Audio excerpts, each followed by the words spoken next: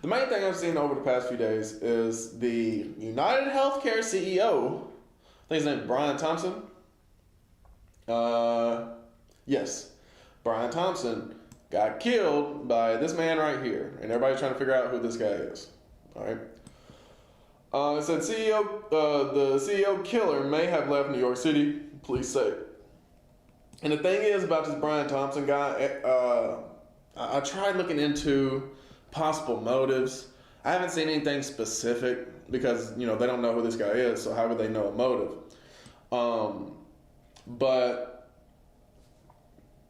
nothing specific as far as why he did it. Just generally, Americans are pretty fed up with the healthcare system here. And yeah, it sucks. You got to pay for medicine. I'm currently experiencing that right now, overpriced medicine. If it was like any serious healthcare, I can see why somebody would be upset about that. But anyway, today, Reuters, published this article. New York City police believe the man who fatally shot a, United Healthcare top executive has left the city. Police Commissioner Jessica Tisch said on Friday as the hunt for the gunman passed the crucial 48-hour mark. So yeah, it's been, I guess today that mark passed. It's been over 48 hours, probably over 50 at this point, over 50 hours since this happened. And they have no clue about who this guy is or where he went to. They have an idea about where he stayed while he was in he wasn't even staying in New York, he was staying in New Jersey. And he went to New York and shot this guy and then immediately left the city. Brian Thompson, 50, the CEO of United Health's insurance unit, was shot in the back on Wednesday in what police described as a targeted attack, and it clearly was. If you've seen a video, it was clearly a targeted attack. Dude just pulled up on him. I think he even had like a silencer on the pistol and just pop, pop, pop. Police have released multiple photos of the suspect who fired the scene, or who fled the scene, climbed on an electric bicycle and disappeared into Central Park, and have asked the public for help in tracking him down. And I've actually seen footage of the alleged suspect. I say alleged because he was covered up. So like anybody who was like covered up in a lot of gear, they could have, thought that it was him. But he was, I forget what street he was on, but he had gotten past Central Park and he was heading west on, I forget which avenue in New York, but let's see if they go on to say that. Investigators on Friday recovered from Central Park a backpack they believed to be the suspect, CNN reported, citing unnamed police sources. The discarded backpack, potentially loaded with evidence, was missed on the first pass, but found on a subsequent expanded search through that 843-acre park, CNN said. Tisch said in an interview with CNN earlier on Friday that authorities now believe he has left New York City after new video emerged showing him arriving at a bus terminal. See, that's new to me. New York Police Department Chief of Detective Joseph Kinney in the same interview said the video shows the suspect climbing into a taxi that took him to a Port Authority bus station near the George Washington Bridge in Upper Manhattan.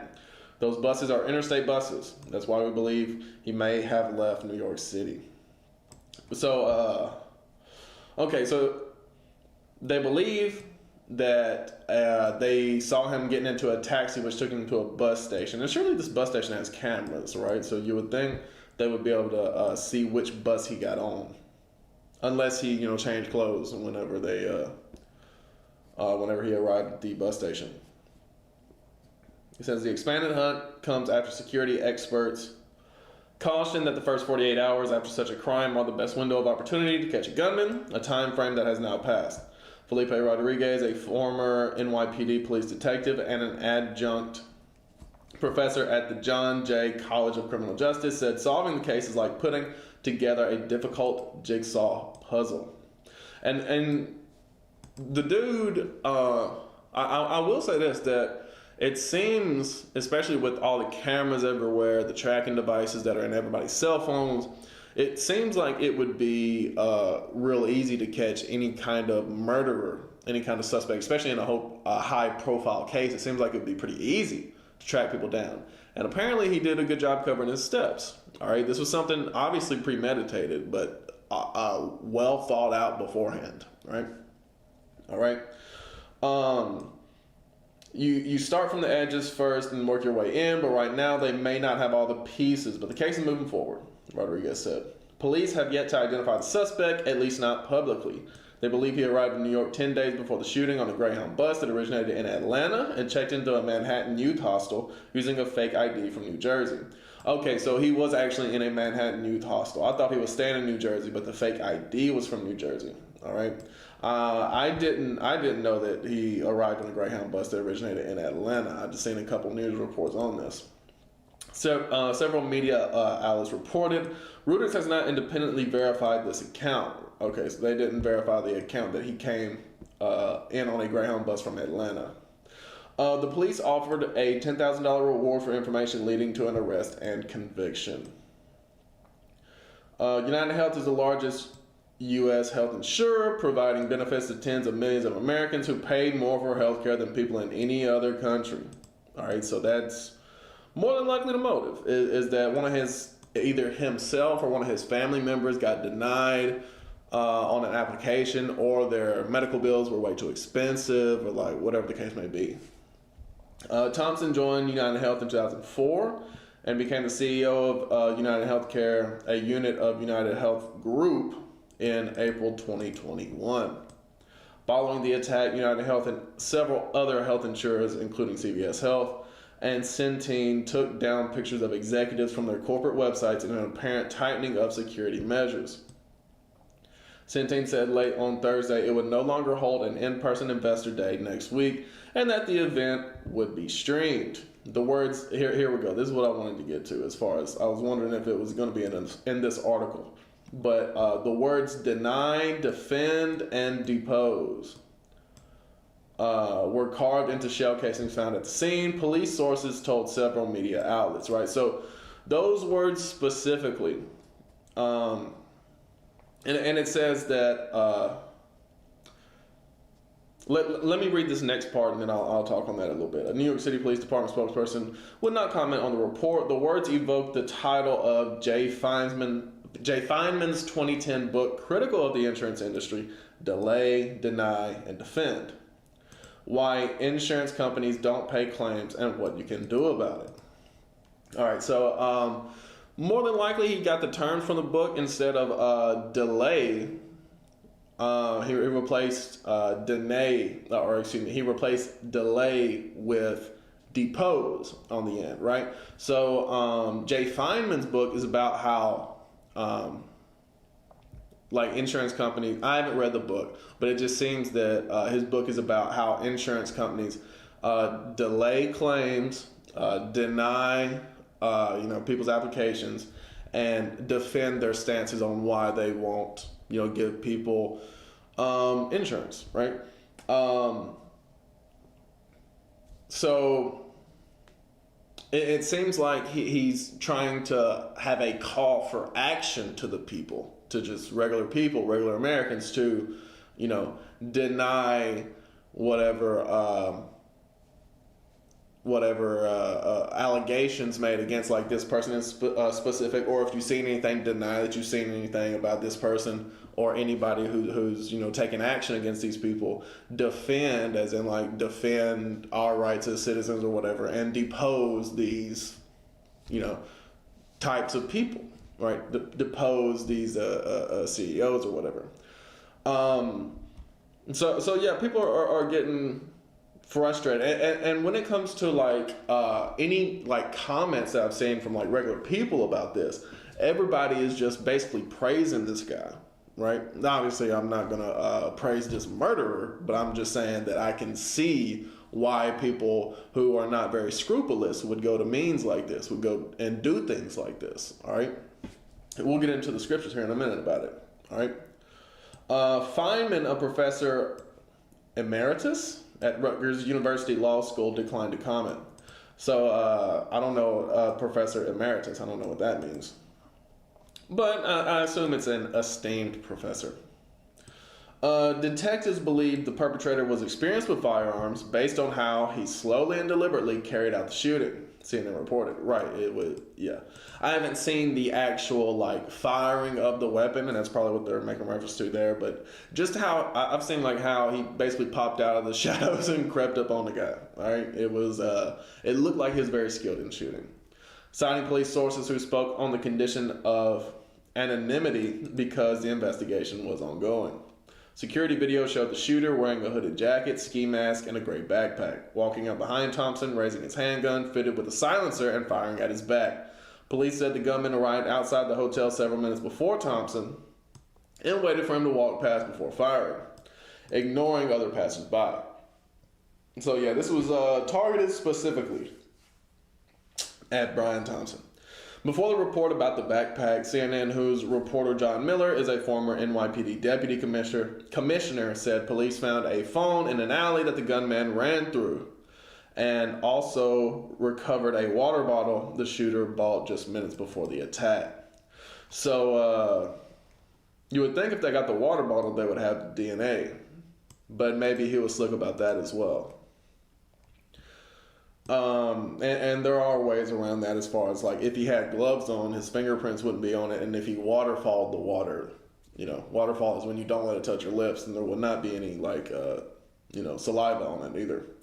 Miller said the best picture of the suspect's face was captured when the man lowered his balaclava at the request of a hotel desk clerk in a flirtatious moment when she asked to see his face. And yeah, that's what this is up here, I suppose. He lowers the mask and gives that big smile. That little flirtation between the two of them in some good-humored way actually yielded what is so far the most significant clue to identifying him, Miller said. And if I'm being honest, he kind of just looks like average as far as, like, there's a lot of people that looks like that. So that doesn't really help, in my opinion. But regardless, let's get into some scriptures on this. And stop this video because we don't want to get into this yet. So, like I said, I haven't really read anything or seen anything about any specific motives. It just seems like the people are fed up with the way the American healthcare system works, and he is just, one of the people. So first of all, let's just show that in the scriptures how when the wicked rule, the people mourn. It says it right here. All right. It's Proverbs 29:2. When the righteous are in authority, the people rejoice. And that's how it's going to be in the kingdom. Even though it's just going to be the Israelites ruling in the kingdom, the Israelites going to rule in righteousness. And the people going to rejoice. All the people going to rejoice. All right. But when the wicked beareth rule, that's America. The wicked are in rulership. All right? Not just Esau as far as Edomites in rulership, but it's the worst of Esau. It's the worst of the wicked that's in rulership here. The 1%, as they say. When the wicked beareth rule, the people mourn. So that's what's happening. The people are mourning. People have been mourning the American healthcare system for years and years at this point, all right? And the people are getting fed up. And what happens when you just oppress and oppress and oppress? There's going to be an uprising. You reap what you sow. It is what it is. And I had heard rumors from comments that I had seen that this guy, Brian Thompson, was being investigated by the DOJ for something. I haven't seen any validity to that, just because everything I tried to look up about this guy, it's all about his assassination. I haven't used, like, the Wayback Machine to see what results I could find or anything like that. I tried using some tools that Google and YouTube have, but they're broken. They don't really work that way. Anyway, let's go to Psalms 94 to see how America is and how America just is wicked, and the healthcare system in America is just wicked. All right, how did it get structured like this? In Psalms 94 and verse 20.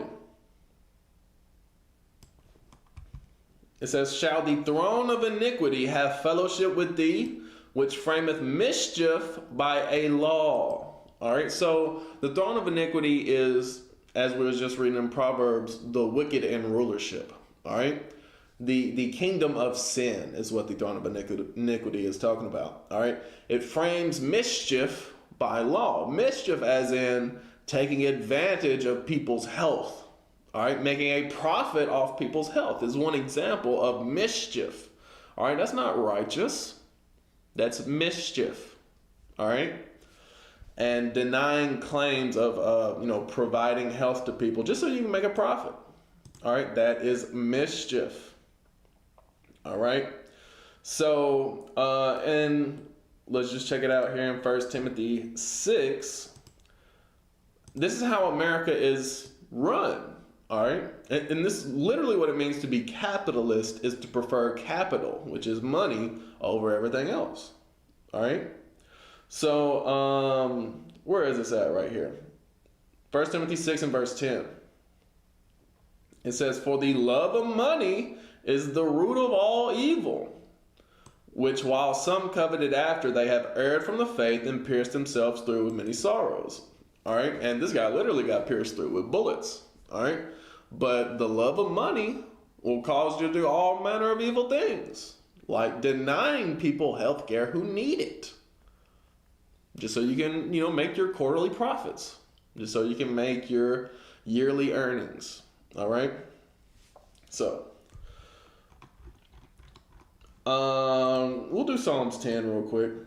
We'll do Psalms 10.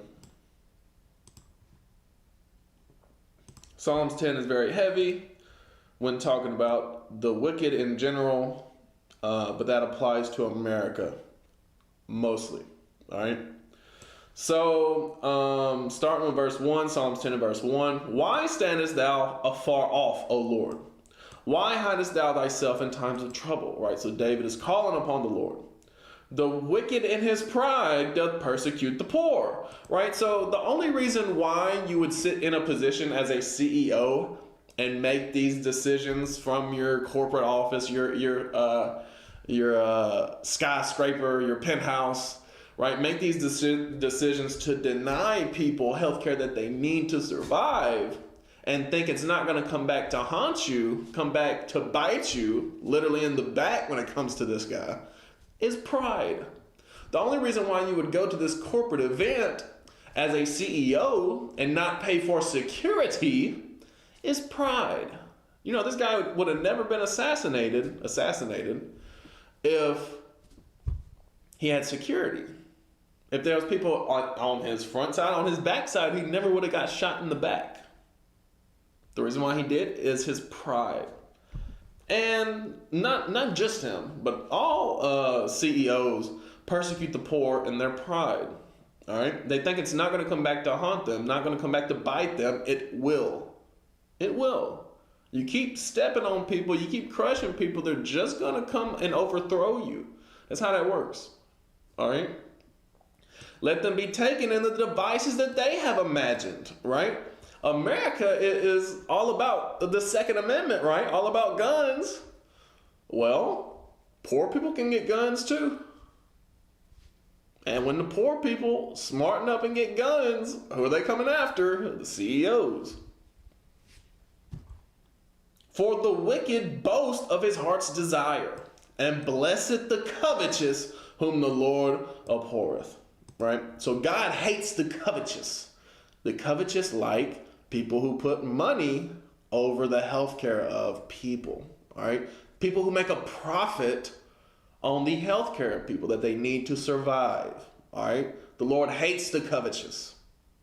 All right? So, all this really applies. His ways are always grievous. Thy judgments are far above out of his sight. As for all his enemies, he puffeth at them, right? He never thinks, like when he denies a claim that a poor person makes, he's like, yeah, like that's gonna, yeah, okay, stay poor, stay broke, right? Sucks to suck, loser. Like that's the type of stuff that these CEOs think whenever they make these decisions, all right? He has said in his heart, I shall not be moved. for I shall never be in adversity. You see that right there? He said, ain't nothing bad gonna happen to me. His mouth is full of cursing and deceit and fraud. Like I said, I heard that rumor he was investigated by the DOJ. I don't know how true that is. Under his tongue is mischief and vanity, right? Everything worthless. Obviously, I'm not condoning murder, though. Christ said, thou shalt do no murder. Moses said, thou shalt not kill. Yeah, so that's not our fight. That's not the way that we fight. But while we're on the subject of healing, we'll stay in the Psalms. Psalms 107 and verse 20. Understand this. Psalm 107 and verse 20. It says, he sent his word and healed them and delivered them from their destructions, right? So God, I'll start with verse 19. Then they cry unto the Lord in their trouble, and he saved them out of their distresses. He sent his word and healed them and delivered them from their destruction. So the Lord is the one who heals, right? The Lord's word, that's what heals, all right? In Deuteronomy 32, I think it's verse 39. Let me take a look. Yeah. So it says, see now that I, even I, am he, and there is no God with me. I kill, and I make alive. I wound, and I heal. Neither is there any that can deliver out of my hand. So understand that the Lord is the one who kills. He's the one who, brings to life. He's the one who wounds and heals. All right. The Lord, he is the Almighty. All right. The God of Abraham, Isaac, and Jacob, he is the Almighty. He encompasses all things. He does all things. He is the provider of all things, good and bad. All right. So sickness and disease come from him, but also healing and mercy. Life comes from him as well. So keep that in mind. All right. I'll go back to Psalms real quick. Psalm 68. Psalm 68, because that's what a lot of people, one of the reasons a lot of people have jobs is for the benefits, right? One of those benefits being insurance.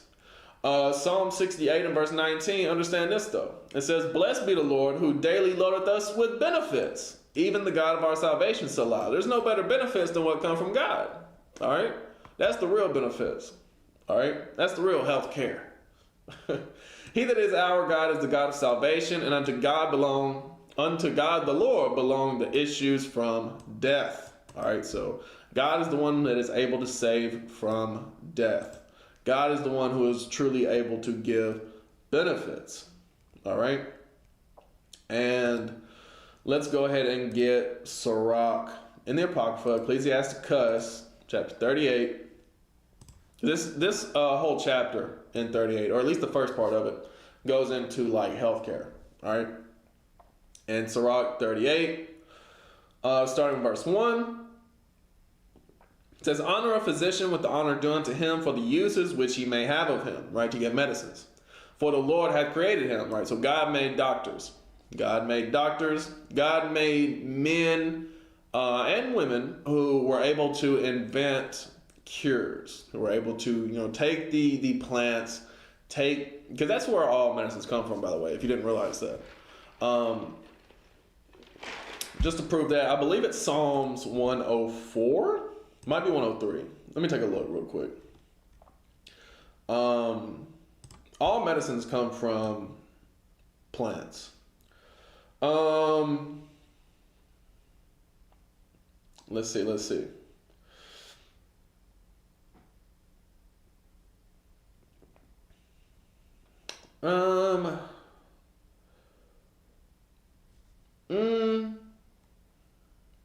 That's pretty good. 104 and 14. Might be 103 I'm thinking of though. Let's see. Okay. This starts pretty good. In 103. No, I'm definitely thinking of that in 104. But I'll read this too because this is good. All right. So Psalms 103. I'll start with verse 1. It says, bless the Lord, O my soul, and all that is within me. Bless his holy name. Bless the Lord, O my soul, and forget not all his benefits, right? We just read about the benefits. Who forgiveth all thine iniquities, who healeth all thy diseases, right? So all healing of diseases comes from the Lord. And notice there's a tie between the diseases and the iniquities, all right? So, but Psalms 104 and verse 14. This doesn't use the word medicines, but in Sirach 38 it does. All right, so in Psalms 104, starting with 14, it says, He caused the grass to grow for cattle and herb for the service of man, right? So when it comes to the services, that can include many things, right? Like food or seasonings or medicines, all right? That he may bring forth food out of the earth, right? And that specifically says food, all right? And wine that make glad the heart of man, and oil to make his face to shine, and bread which strengthens man's heart, all right? So services as far as for food, as far as for making merry, but also for medicines. All right, we're about to read that in Sirach 38. All right, so it says, Honor a physician with the honor due unto him for the uses which ye may have of him, for the Lord hath created him. For of the Most High come healing, and he shall receive honor of the king. The skill of the physician shall lift up his head. In the sight of great men he shall be in admiration. Right, so doctors are very useful and they're admirable. All right, and but most importantly, the Most High bring the healing. Verse 4, it says, The Lord hath created medicines out of the earth, and he that is wise will not abhor them. Right, that one specifically says medicines out of the earth. Right, in Psalms 104 it said herb for the service of man. It's talking about the same thing. All right, God made medicines out of plants. All right, they have healing properties. I believe it is aspirin comes from the white willow tree. I might be mistaken on what specific tree it comes from, but like medicines, all medicines, even like the pills and stuff, they all have their roots in plants. All right. Was not the water made sweet with wood, that the virtue thereof might be known? Right? So God took the tree, put it in the water, and he made it sweet. All right? We read about that in Bible History 101. That might be known. And he had given men skill that he might be honored in his marvelous work. So understand that a doctor can give you medicine, but the praise goes to the Most High. All right? With such doth he heal men and take away their pains. Of such doth the apothecary make a confection, and of his works there is no end, right? Of all the different medicines you can make out of the earth. And from him is peace over all the earth. My son, in thy sickness be not negligent. This is what I wanted to get to. In thy sickness be not negligent, but pray unto the Lord, and he will make thee whole, right? So pray to the Lord when you get sick, and he has the ability to heal you. All right.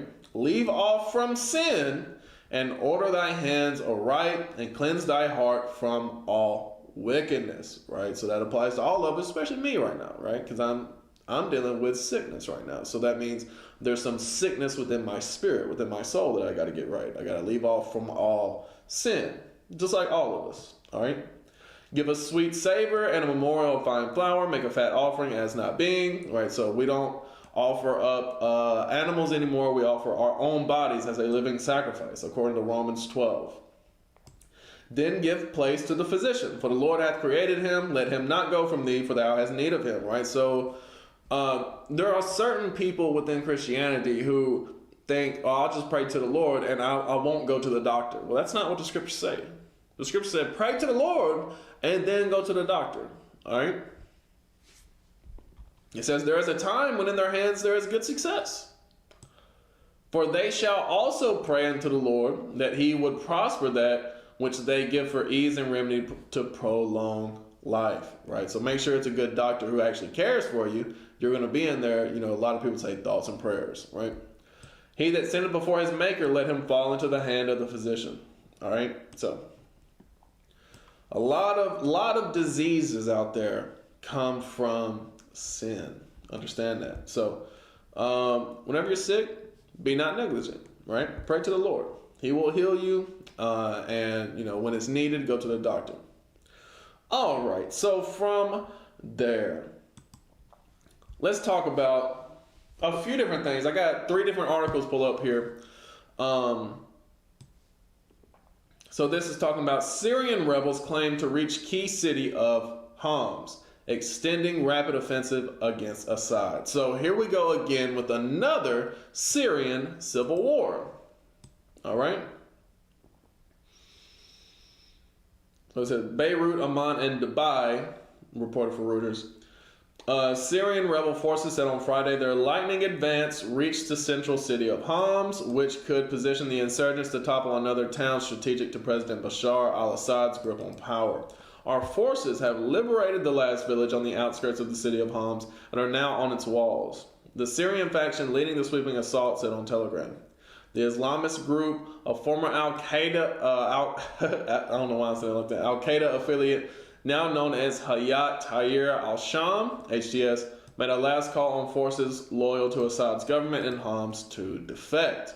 So this is a sedition going on in Syria. Rebel sources also said early on Saturday they had seized the southern city of Daraa near Jordan after reaching a deal to give army officials safe passage to the capital Damascus for the army's orderly withdrawal. Right, so the rebels have gotten so powerful in Syria, they said, okay, we're going to let the army flee. All right, that's crazy. They said Reuters could not independently confirm the rebels' claims. If the Sunni Muslim rebels capture Homs, they would cut off Damascus from the coast, a stronghold of Assad's minority Alawite sect and where his Russian allies have a naval base and air base. All right, so sounds like these rebels may be loyal to the West, as in America and the state of Israel, because it seems like they're against the Russians and their allies. I guess we'll have to see how that turns out. A Syrian army source said any rebel push from the north of Homs would face Iran-backed Hezbollah forces who were positioned to bolster government defenses. The Syrian Observatory for Human Rights, a UK-based monitoring group, said thousands of people had begun fleeing from Homs on Thursday night towards the Mediterranean coastal regions of Latakia and Tartus, strongholds of the government. A coastal resident said thousands of people had begun arriving there from Homs, fearing the rebels' rapid advance. Syrian state media reported the army was carrying out an operation in the Homs countryside with support from Syrian and Russian forces. Artillery, missiles, and armored vehicles, citing a military source that said dozens of rebels were killed. In another setback for Assad, a U.S.-backed alliance led by Syrian Kurdish fighters on Friday took Deir el-Zor, the government's main foothold in the vast desert of the East country, 3 Syrian sources told Reuters. So maybe these rebel forces aren't directly funded by the U.S., but as you can see here, there is a U.S.-backed alliance going on. There is a U.S.-backed alliance that is also doing things in Syria, all right? And apparently it's Kurds. Apparently it's the Kurds. The Kurds are the descendants of the ancient Assyrians, all right? The ones who had an empire over there, all right? So, it says it was the third major city after Aleppo and Hama in the northwest and center to fall out of Assad's control in a week. In a week. Dang, things are going down in Syria. Piling on the pressure, 2 Syrian army sources said the alliance known as the Syrian Democratic Forces had swept through the Abu Kamal border crossing with Iraq on Friday. In southern, looks like they getting Iraq involved as well. In southern Dara province, Syrian local fighters and former rebels overran one of the main army bases known as Liwa 52 near Herat town as fighting spread to the border with Jordan. Two rebel sources told Reuters on Friday. They also seized parts of the Nasib border crossing with Jordan where dozens of trailers and passenger cars were stranded, sources added. I don't necessarily want to read all this, but I will read this paragraph right here. It says, Syrian state TV reported at least 200 insurgents were killed on Friday in Russian-Syrian airstrikes targeting rebel headquarters in the countryside of Hama, Idlib, and Aleppo, citing the Russian Coordination Center in Syria. Right, so Russia is getting involved. Russia is getting involved. And Turkey, apparently, according to what this says, wants to, get peace going. But anyway, or at least get involved somehow as well. So, remember that in Syria, it is popping off. And when I first saw something about this, I thought it was the state of Israel directly doing something against Syria. But it seems it's more indirect. What's going on over there? U.S. backed the same way that the U.S. backed, or backs, I should say, what the state of Israel is doing. So, and by that I mean funds. It funds what they're doing. So, from there, let's go into this right here, and I'm gonna tie it all together once we get into what we're getting into. All right. So it said a Romanian top court annuls presidential election result. Right. So they had an election, and the Supreme Court over there, or the top court over there, I don't know if they call it the Supreme Court, but they said no, that election don't matter. We're throwing out that election. All right, so it says Romania's top court annulled an ongoing presidential election after accusations of Russian meddling. Doesn't that sound familiar? Russian meddling. That's what they said in 2016 here in America. And ruled on Friday the entire process, which had been due to conclude this weekend, would have been rerun. Would have to be rerun. They said, do it again. They said, no, we don't like how it's turning out. Do it again. The second round had been, like it's a fight. The second round had been scheduled for Sunday, and voting has already begun in polling stations abroad. It would have pitted Calin, y'all forgive me, Georgescu, a far-right pro-Russian candidate, against pro-European Union centrist leader Elena Lasconi. The electoral process to elect Romania's president will be fully rerun, and the government will set a new date and calendar for the necessary steps, the court said in a statement. Georgescu scored single-digit numbers in opinion polls before the first round vote on November the 24th, but then surged to a first-place finish that raised questions over the result. Now, I'm not saying that Russia has not been involved and is not, got their hand in it somehow, but I'm not saying they are either. All right, I don't follow Romanian politics enough to know whether or not Russia has a hand in this. All right, what I can say though is that the Romanian government is pretty much crumbling in on itself, as we can see here. Georgescu wants to end Romanian support for Ukraine against Russia's invasion, so you can see how maybe the EU has their hand in this too. Maybe NATO has their hand in this too. If he won the presidency, it would upend the pro-Western politics of the EU and NATO member, pushing Romania closer to a belt of states in Central and Eastern Europe that have powerful populist, Russia-friendly politicians, including Hungary, Slovakia, and Austria. So understand this. Understand this. When you hear the word populist, that means it's popular among the people. That means it's popular with the people. All right?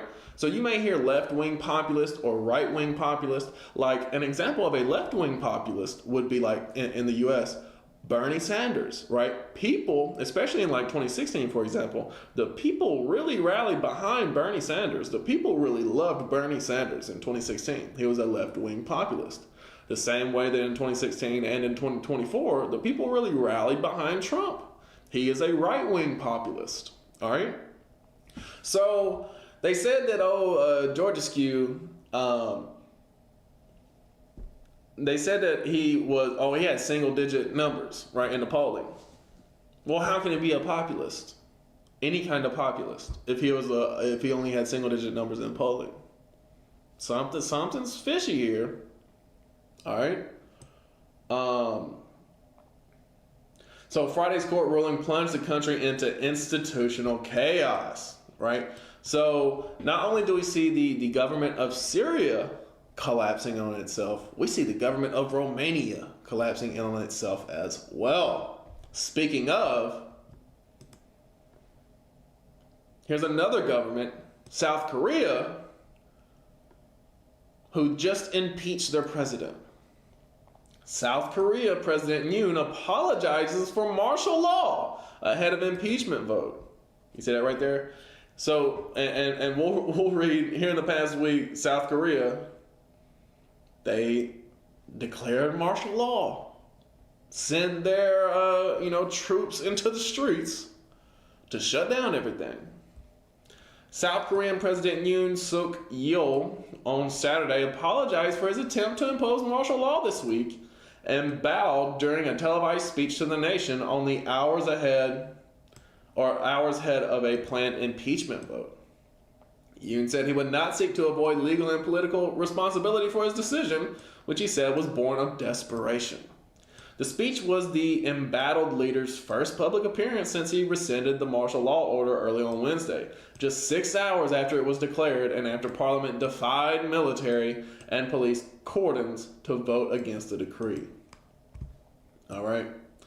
I am very sorry and would like to sincerely apologize to the people who were shocked, Yoon said. I leave it to my party to take steps to stabilize the political situation in future, including the issue of my term in office, he said. South Korea's ruling party leader Han Dong-hoon said after Yoon's address that the president was no longer in a position to carry out public duty and his resignation was now unavoidable, right? So Nixon was the only president in U.S. history to ever resign. He didn't even impose martial law on the people, right? So they're asking the president of South Korea to step down. On Friday, Han said Yoon was a danger to the country and needed to be removed from power, increasing the pressure on Yoon to quit, even though his People Power Party members later reaffirmed a formal opposition to his impeachment, right? So this may turn into something sketchy over there, all right? It has every potential to, all right? Maybe it's nothing and he will just resign and they'll have another election or whatever, but it could turn into something over there. And by the way, I'm not saying that's going to spread as far as the South Korean situation. I'm showing all these different situations to show how the governments of the world are collapsing now. In one way or another, the people are getting sick of what the governments have been doing. All right? And this goes back to what we read in Psalms 29:2 about when the wicked rule, the people mourn. All right? The people of the earth need righteous rulership. The only place that's going to come from is by Israelites ruling the planet. That's how that's going to happen. That's how that's going to work. And the people will rejoice. Eventually, if they don't initially, they're going to learn. All right? And they will bow to the King of Kings. All right? Lawmakers will vote on the main opposition Democratic Party's motion to impeach Yoon later on Saturday. Yoon shocked the nation late on Tuesday when he gave the military sweeping emergency powers in order to root out what he called anti-state forces and overcome obstructionist political opponents. You see that right there? So he declared martial law to take out his political opponents. Didn't we read about that last week in Nicaragua? This is going on all over the world. Last week we read about it in Latin America. I didn't pull this up, but in Ghana, they're having an election. A few weeks ago, we read about Mozambique. Things are going down over there because people are tired of the government. They said that election was rigged. All right. Here you see in Asia, it's happening. It's happening there. Europe, it's happening in Europe. It's happening all over. All right. The Middle East, obviously, there's always conflict going on over there. Some PPP members urged Yoon to resign before the vote, saying they did not want to repeat of the 2016 impeachment of then President Park Geun-hye, who left office following months of candlelit protests over an influence peddling scandal. Her downfall triggered the implosion of the party and a victory by liberals in presidential and general elections. So this ain't even the first time something like this has happened. All right. In scenes reminiscent of those protests, thousands of demonstrators holding candles assembled outside Parliament on Friday night demanding Yoon's impeachment. More demonstrations are expected on Saturday ahead of the vote. Prosecutors, the police, and the Corruption Investigation Office for high-ranking officials have all launched probes into Yoon and senior officials involved in the martial law decree, seeking to pursue charges of insurrection and abuse of power, among others. All right? So here we see wars starting off, popping off, seditions, all sorts of crazy things. All right? So let's go to the words of our Messiah. He said things like this would happen. All right? He said things like this would happen. Matthew 24, and he said, starting with verse 6, and ye shall hear of wars and rumors of wars, so that ye be not troubled. For all these things must come to pass, but the end is not yet. So this is just, as it says here, the beginning of sorrows. For nation shall rise against nation, and kingdom against kingdom. And there shall be famines and pestilences and earthquakes in diverse places, right? So this nation against nation is not just, like, for example, the state of Israel versus Lebanon, right? It's not just talking about that. It's talking about nations against themselves, all right? House dividing against itself cannot stand, all right? Kingdom against kingdom. And there's the famines, food scarcities, pestilences. We had one break out in 2019, shut down the world for a year or two, depending on where you were at, and earthquakes in diverse places. All these are the beginning of sorrows. We're just in the beginning of sorrows. Things are going to get a lot worse before they get better. Understand that thing. All right? So I also want to read in Galatians. Understand what he's saying here in Galatians 5. All right? So in Galatians 5, Paul, I'm just going to read in verse 16, where he says, "This I say then, walk in the Spirit, and ye shall not fulfill the lust of the flesh." So understand, he's about to describe the works of the flesh and the works of the Spirit, right? The fruit of the Spirit. What I want out of this specifically is where he says, "Now the works of the flesh are manifest, which are these: adultery, fornication, uncleanness, lasciviousness, idolatry, witchcraft, hatred, variance, emulations, wrath, strife, seditions, heresies, envyings, murders, drunkenness, revelings, and such like." All right, so I specifically wanted to read this about seditions here, because when he says the lust of the flesh, he's saying that not only are these things, like bad and like bad people do them or whatever, he's saying this is what everybody else does.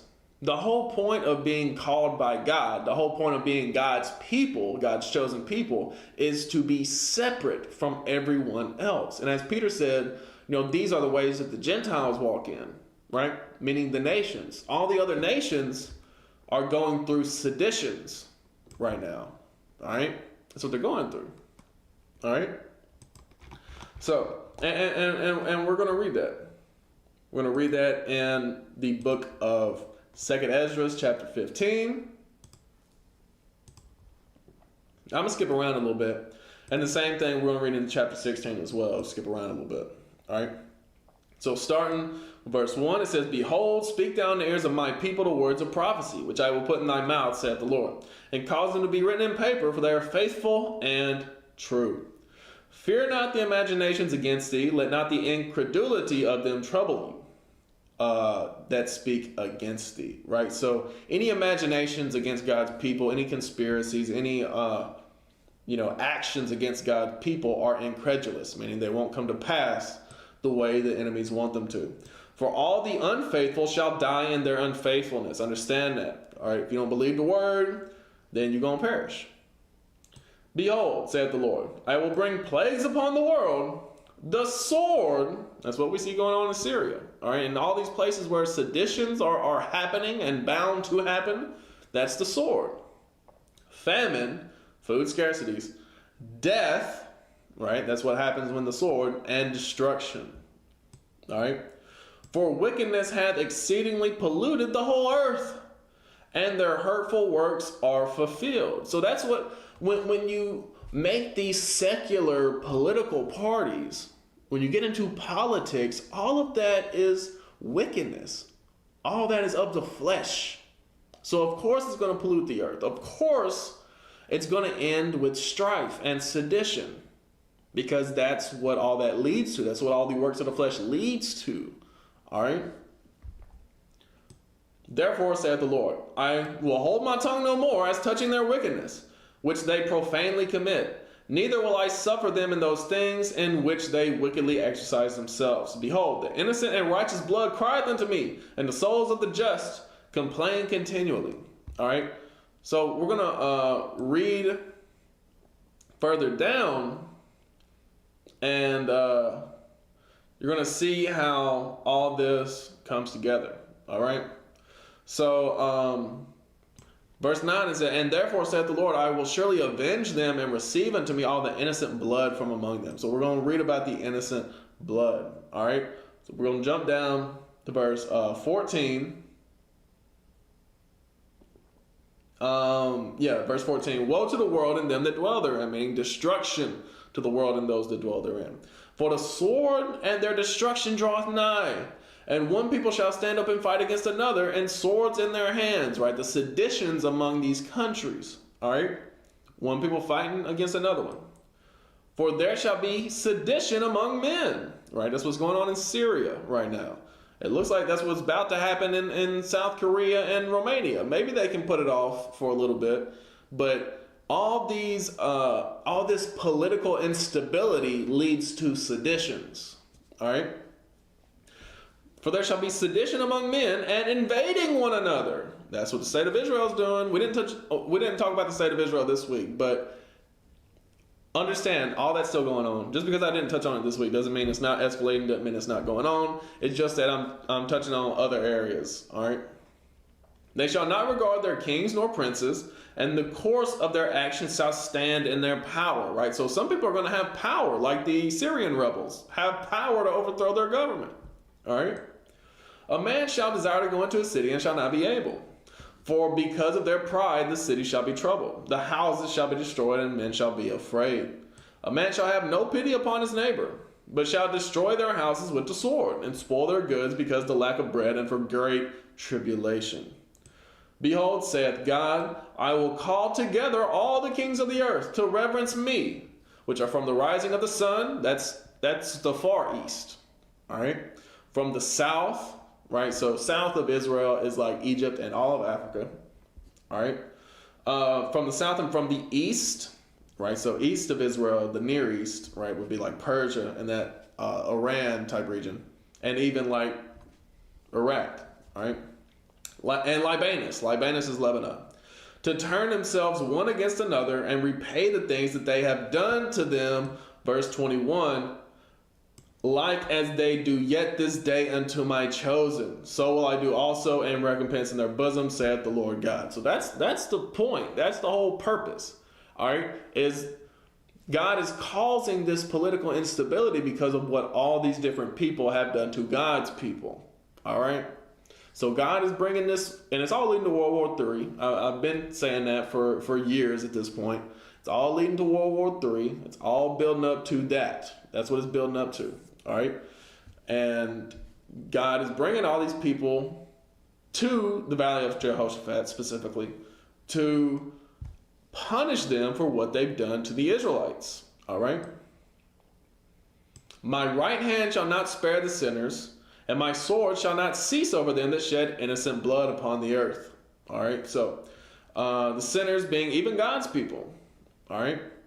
The fire is gone forth from his wrath, and hath consumed the foundations of the earth, and the sinners like the straw that is kindled. Woe to them that sin, and keep not my commandments, saith the Lord. So that's the whole point.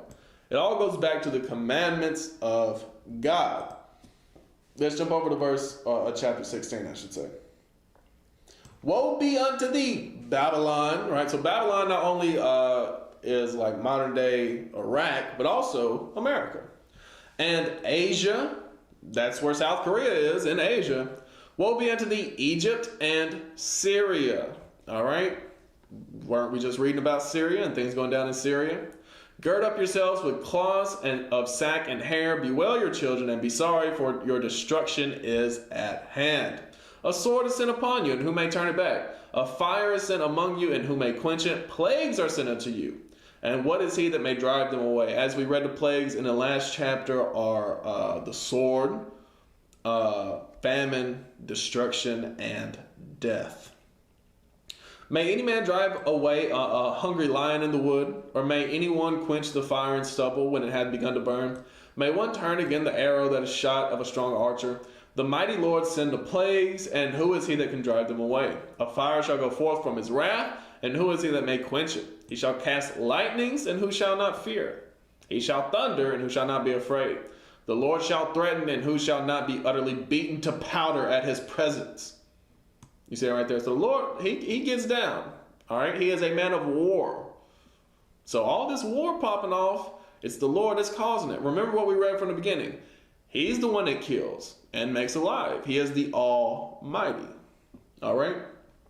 The earth quaketh, and the foundations thereof. The sea ariseth up with waves from the deep, and the waves of it are troubled. And the fishes thereof also before the Lord, and before the glory of his power.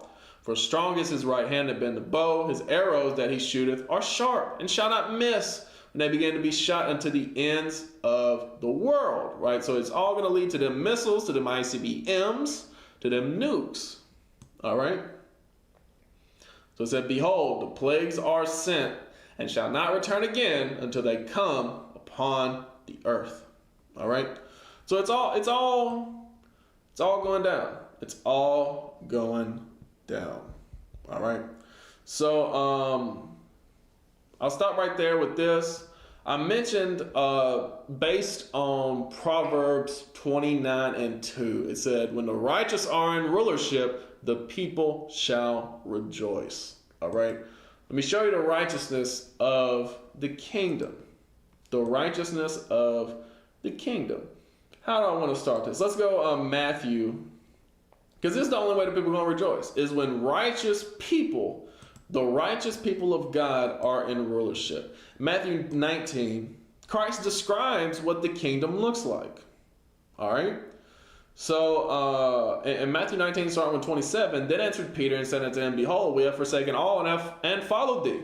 What shall we have therefore? Right? So Peter asked specifically, what is the disciples' reward? And Jesus said unto them, verily I say unto you, that ye which have followed me in the regeneration, when the Son of Man shall sit in the throne of his glory, right? So when Christ sits as the King of Kings, Lord of Lords, ye also shall sit upon 12 thrones, judging the 12 tribes of Israel. So that's what the kingdom looks like.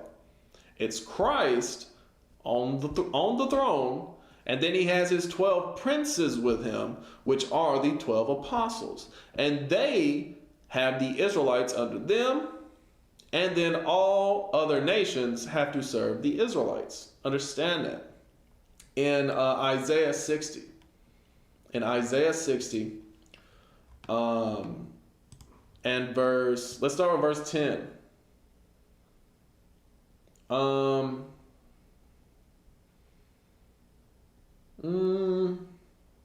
might want to start earlier because all of Isaiah 60 go hard, but let's just get to the point in verse 10.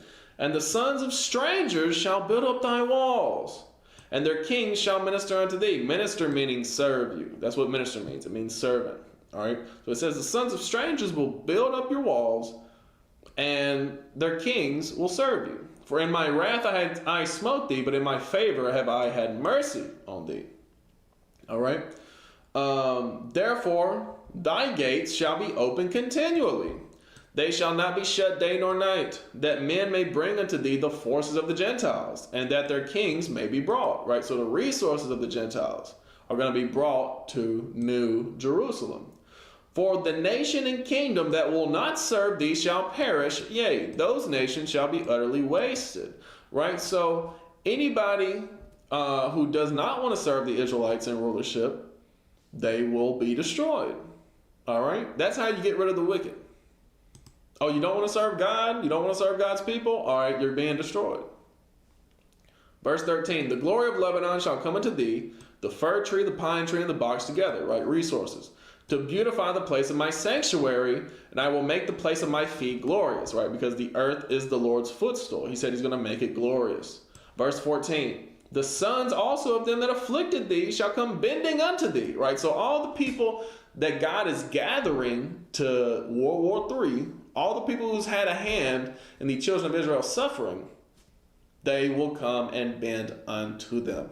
And all they that despise thee shall bow themselves down at the soles of thy feet, and they shall call thee the city of the Lord, the Zion of the Holy One of Israel. So that lets you know who this is, that is being served in the kingdom. All right?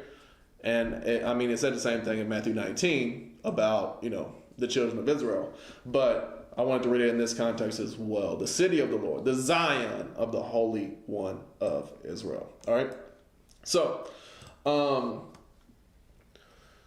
understand though, this isn't the Israelites just doing whatever, wreaking havoc on everybody. That's not what this is about. This is about the healing of the earth, the healing of the nations. That's what this is all about. All right? This is all about making God all and in all. That's what this is about. That's the end goal, is that God will be all and in all. All right? So, Revelation 22, starting with verse 1. This is the prophecy. And he showed me a pure river of water of life, clear as crystal, proceeding out of the throne of God and of the Lamb. In the midst of the street of it, and on either side of the river, was there the tree of life, which bare 12 manner of fruits. So, the tree of life, let's explain that real quick, because a lot of people hear, like in Genesis 3, was it, the tree of life? Oh, what is that, like a gold apple? Right? And the and the tree of the knowledge of good and evil, that's a rotten apple. Like, no, that's not what it's talking about at all. All right? So in Proverbs 15 and 3, I think in Proverbs 3 it also says it, but in Proverbs 15 and 3 is the one I remember. It's not in verse 3. It's verse 4. Proverbs 15 and verse 4, excuse me. It says, a wholesome tongue is a tree of life, but perverseness therein is a breach in the spirit. You see that right there? So a wholesome tongue, that's the tree of life. When God said, hey, look, eat of the tree of life. Don't eat of the tree of the knowledge of good and evil. He's saying, listen to Christ. Christ will give you instructions in knowledge and wisdom and understanding. Listen to him. He speaks righteous words. He has a wholesome tongue. All right? That's what the tree of life was. It was Christ preaching in the garden. All right? In Proverbs 3, I believe it also says the same thing. Let's see. Where are we at? Yeah, so this is, for context, Proverbs 3 and 13. It says, happy is the man that find wisdom and the man that get understanding. Right? So the context is wisdom and understanding. Verse 18 says, she is a tree of life to them that lay hold upon her, and happy is everyone that retain her. So Solomon is giving us the scoop here, right? He's letting us in on some information, all right? He's saying, look, the tree of life in the Garden of Eden was wisdom and understanding. That's what he's saying here, all right? Wisdom and understanding is a tree of life to them that lay hold upon her, all right? So in Revelation 22, when it's talking about the water, and while I'm going into it, might as well go into the water of life, all right? The water of life. The water of life. Let's go to Ephesians 5 and 25. It's the one that comes to the top of my head. I'm sure there's others. I'm fairly certain there are other precepts for it, but Ephesians 5 and 25 is the one that 26, excuse me, the one that I like to use. That he might sanctify and cleanse it with the washing of water by the word, right? So The water is the word. All right, so in the kingdom, this is prophecy that Revelation 22, John the Revelator has given us. He showed me a pure river of water of life, right? The word, clear as crystal, proceeding out of the throne of God and of the Lamb, right? So that's where the word comes from. It comes from God, it comes from Christ. In the midst of the street of it, right, in the kingdom, there is the word. And on either side of the river was there the tree of life, was wholesome tongues, right? Wisdom and understanding, which bear 12 manner of fruits. These 12 manner of fruits represent the 12 tribes of the children of Israel. And yielded her fruit every month, because they're always preaching and prophesying the wisdom and knowledge of God. All right? And the leaves of the tree were for the healing of the nations. We see that right there. So that's what the whole point of the kingdom is for the healing of the nations. That's what it's about. It's for the healing of the nations. Understand this. Understand this. In Philippians 3, the only way, it's actually Philippians 2, excuse me. The only way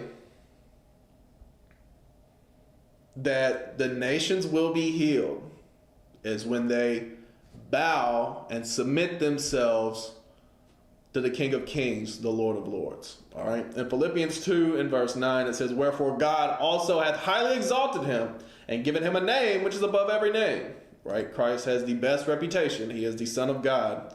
That at the name of Jesus, every knee should bow, of things in heaven and things in earth, including all these nations, and things under the earth.